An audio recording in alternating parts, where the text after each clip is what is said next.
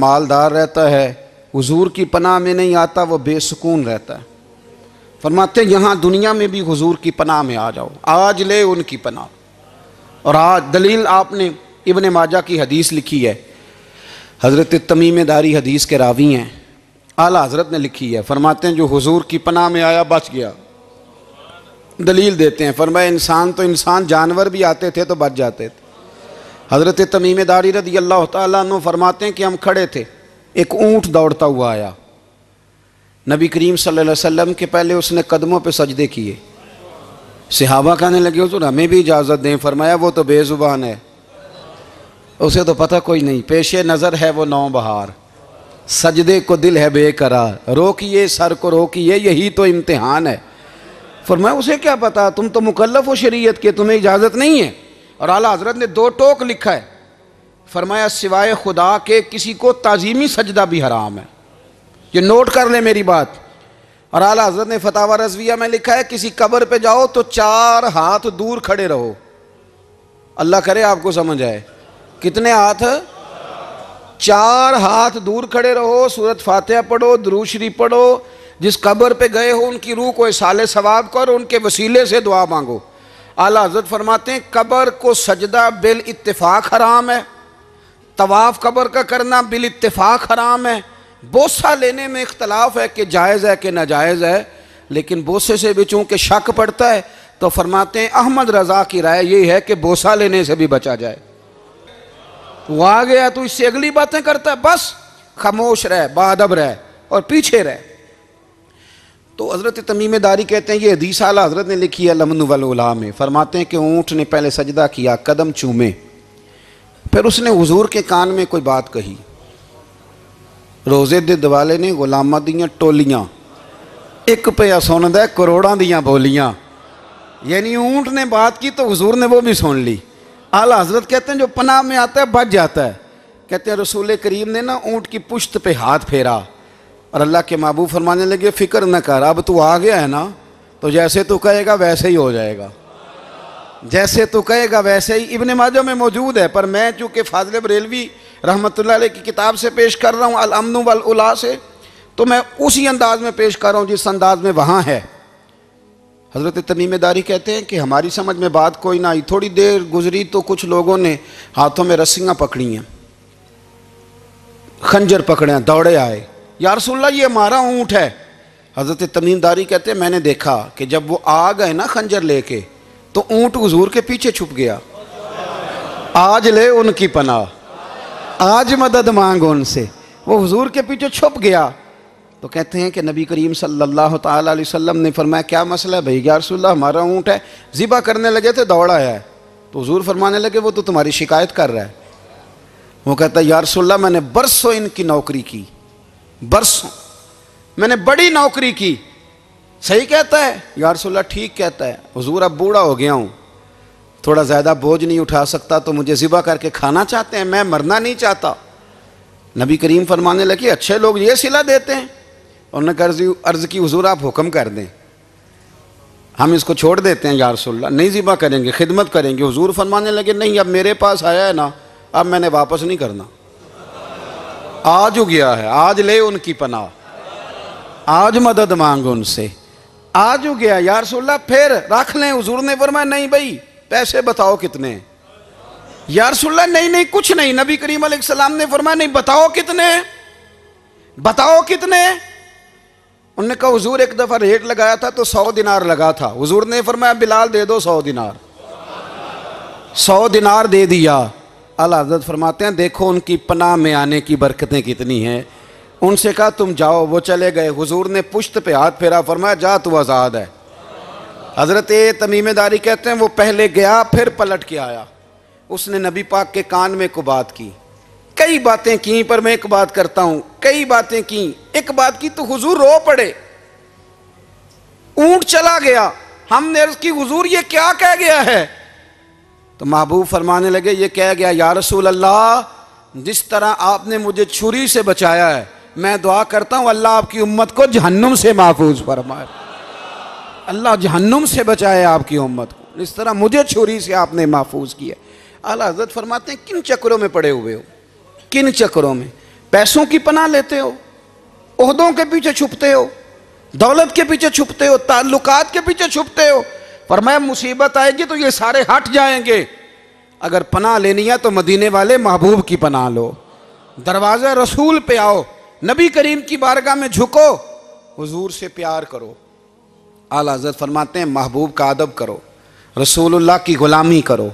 फरमाते हैं फिर के गली गली तबाह, ठोकरें सब की खाएं क्यों, दिल को जो अक्ल दे खुदा तो तेरी गली से जाए क्यों।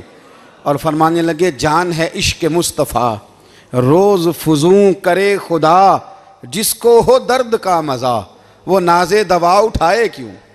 जिसको हो दर्द का मज़ा वो नाज़े दवा उठाए क्यों।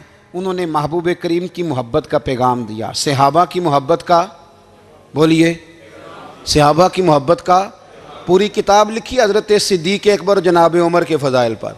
और मज़े की बात यह है कि आला हज़रत ने ना उर्दू शायरों में से किसी को तौफीक नहीं हुई हुजूर को शहनशाह कहने की। आला हज़रत ने कहा मेरे नबी शहनशाह हैं। दलील क्या दी? फरमाने लगे पढ़ो तिरमिज़ी, हुजूर ने फरमाया मेरे दो वज़ीर ज़मीनों में हैं, दो आसमानों में। ज़मीन के दो वज़ीरों के नाम अबू बकर और उमर हैं, आसमान के दो वज़ीर हैं जिब्रील और मीकाईल। तो आला हज़रत कहने लगे हुजूर वज़ीर तो किसी शहनशाह के ही होते हैं, फिर कह लो ना शहनशाह। तो फिर फरमाने लगे हाजियो आओ शहनशाह का रोज़ा देखो, हाजियो आओ शहनशाह का रोज़ा देखो। काबा तो देख चुके अब काबे का भी काबा देखो, काबा तो देख चुके अब काबे का भी, गौर से सुन तो रज़ा काबे से भी आती है सदा, मेरी आंखों से मेरे प्यारे का रोज़ा देखो। आला हज़रत ने सारी ज़िंदगी और सहाबा किराम की बात की, अहले बैत की बात की, औलिया की बात की, सूफिया की बात की, दिफा किया सबका, सबके शानों में लिखा, उम्मत को बतलाया कि अपने बुज़ुर्गों से जुड़े रहोगे तो बचे रहोगे। आला हज़रत ने तंज करने से, तनकीद करने से, बिला वजह गलतियाँ निकालने से और एक दूसरे पर लान तान करने से हमें बचने को कहा। आला हज़रत फरमाते हैं कोई इल्म अगर आ जाए ना तो उसका माना ये नहीं कि सबको जाहिल समझ लेना चाहिए। समझ आ रही है मेरी बात की? हम जिस शोबे में भी होते हैं ना सामने वाले को अनपढ़ ही समझते हैं। मौलवियों के बारे में बाद लोगों का ख्याल है कि ये पता नहीं कौन सी मखलूक है, इनको क्या पता दुनियादारी का। मैं सही कह रहा हूँ। इसी तरह जो मेरे शोबे से ताल्लुक़ रखने वाले लोग हैं वो कहते हैं शायद सारे ताजर दो नंबर तरीके से ही माल कमाते हैं। ये हो नहीं सकता, ऐसा हो नहीं सकता। हमें ना दूसरों की अहमियत की खबर रखनी चाहिए, हम एक दूसरे से प्यार, हम तंज करते हैं, तनकीद करते हैं। फाज़िल बरेलवी मना करते थे, आप फरमाते ये तरीका दुरुस्त। हम जब गलतियां निकालने पे जाते हैं तो माज़अल्लाह इतना ऊपर बन जाते हैं कि माज़अल्लाह सुम्मा माज़अल्लाह अल्लाह रसूल तक पहुंच जाते हैं। आला हज़रत के ज़माने में एक शख्स ने कह दिया नबी पाक का ख्याल आए तो नमाज टूट जाती है। अकल है ना जी, जहाँ मर्जी ले जाओ। वो कहने लगा जी मैंने खालिस अल्लाह के लिए पढ़नी है ना फ़लसफ़ा अजीब। नबी पाक का ख्याल आए तो नमाज। आला हज़रत फरमाने लगे तू बड़ा ही पागल है, जब तू कहेगा अस्सलामु अलैका अय्युहन नबी ख्याल आएगा कि नहीं।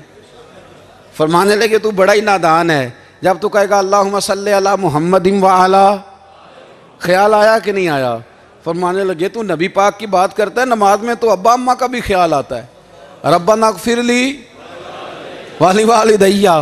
फरमाने लगे रब्बे के ख्याल से नहीं टूटती तो मदीने वाले के ख्याल से कैसे टूट गई। फरमाने लगे बड़ा ही बेवकूफ़ है तू। आला हज़रत फरमाने लगे तू कहते है हुजूर का ख्याल आए तो टूट जाती है। फरमाने लगे जब तक हुजूर का ख्याल आए ना नमाज होती नहीं, जब तक हुजूर का ख्याल ना आए नमाज होती नहीं, सवाल ही नहीं पैदा होता। लोगों ने कहा जनाब वो किस तरह। तो आला हज़रत फरमाने लगे अल्लाह ने कहा कुरान में वाक़िमुस्सलात नमाज पढ़ो, ये नहीं बताया कितनी पढ़नी है, और ये भी नहीं बताया फजर की कितनी पढ़नी है, ये भी नहीं बताया ज़ोहर की, ये भी नहीं बताया क़याम कैसे करना है, हमें ये भी नहीं बताया रुकू कैसे करना है। हमें पता कैसे पता चला? जब सहाबा ने कहा ना रब कहता है नमाज पढ़ें तो कैसे पढ़ें, तो हुजूर फरमाने लगे सल्लू कमा रअयतुमूनी उसल्ली, नमाज उस तरह पढ़ो करो जिस तरह मुझे पढ़ते हुए देखते हो। तो कहा ये तो कैसी अजीब बात कर रहा है कि नबी करीम सल्लल्लाहु अलैहि वसल्लम का ख्याल आए। और फिर बड़ी मज़ेदार बात, एक शख्स ने आला हज़रत से आके ना उस ज़माने में ना एक आर्या मज़हब होता था, अब अल्लाह का शुक्र है वो कोई नहीं। अब वैसे जो बड़े नए नए मज़हब निकल आए हैं, जो आदमी जितना पढ़ जाता है माज़ अल्लाह वो एक नई बात ही शुरू कर देता है, और जो अनोखी बात करे उसके पीछे रश भी ज़्यादा हो जाता है। स्टाइल ज़रा हट के हो ना जी तो ज़रा माहौल जल्दी बन जाता है। तो वो आर्या मज़हब था, तो वो एक आर्या आ गया आला हज़रत के पास, आके कहने लगा कि फ़र्ज़ की अहमियत ज़्यादा है कि सुन्नत की। तो आला हज़रत फरमाने लगे भाई अहमियत तो फ़र्ज़ की ज़्यादा है। तो कहने लगे आपका वज़ू तो फिर सुन्नत से शुरू होता है। वज़ू में पहला फ़र्ज़ है मुँह धोना, और आप सबसे पहले हाथ धोते हैं, ये भी सुन्नत। नाक में पानी डालना ये भी, कुल्ली करना ये भी। मेरी बात की समझ आ रही है? उसने कहा ये आप अजीब लोग हैं, फ़र्ज़ अगर बड़ा है तो पहले फ़र्ज़ होना चाहिए था। समझ आ रही है मेरी बात की? लोग दीन पर बड़े बड़े मुख्तलिफ एतराज़ात करते हैं ना। उसने कहा जी पहले होना चाहिए था फ़र्ज़, तो मुंह धोना फ़र्ज़ है, आपने घुटनों तक हाथ धोए, अब ये जो आपने हाथ धोए ये भी सुन्नत, कुल्ली करी तो वो भी सुन्नत, नाक में पानी डाला तो वो भी सुन्नत, तो आप तो चौथे नंबर पे फ़र्ज़ अदा कर रहे। तो आला हज़रत फरमाने लगे तू असल में महबूब का ग़ुलाम नहीं ना। हाँ तुझे क्या पता हो ये बात क्या है, तू बैठ जा हमसे सुन, हम तुझे बताते हैं। उसने कहा जी क्या मतलब? फरमाने लगे ये महबूब जो है ना हमारे, ये हमें बड़ी जगहों से बचाते हैं, ये बचा